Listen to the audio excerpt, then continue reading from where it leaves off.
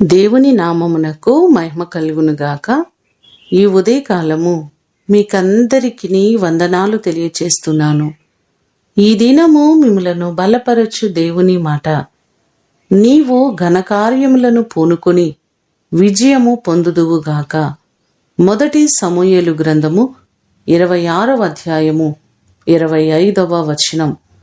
సౌలు దావీదుతో ఈ మాటలు అంటున్నట్లుగా మనము ఈ భాగంలో చూడగలం. దేవుడు అన్ని పరిస్థితులలో దావీదుకు విజయాన్ని కలుగు చేశారు. కీర్తనలు 44వ కీర్తన 3వ చరణంలో చూస్తే, నీ దక్షిణ హస్తమే, నీ బాహువే, నీ ముఖకాంతియే వారికి విజయము కలుగు చేసెను అనే మాటలు మనకు కనబడుతున్నాయి. మన దేవుడు మనకు విజయమును అనుగ్రహించేవారు. మనం చేస్తున్న ప్రతి పనిని ఆశీర్వాదకరంగా చేసేవారు. ఈ మాటలు వింటున్న మీరందరూ దేవుని ద్వారా ఘనకార్యములను పొందుకొని అన్ని వేళలా విజయమును పొందుకొందురుగాక. ప్రార్థన చేసుకుందాం. పరలోకమందున్న మా తండ్రి, మీ ప్రశస్తమైన పాదములకు వందనాలు, స్తోత్రాలు. ప్రతి వారికి విజయమును అనుగ్రహించే దేవుడవు. మా ప్రియులెల్లరినీ జ్ఞాపకం చేసుకోండి.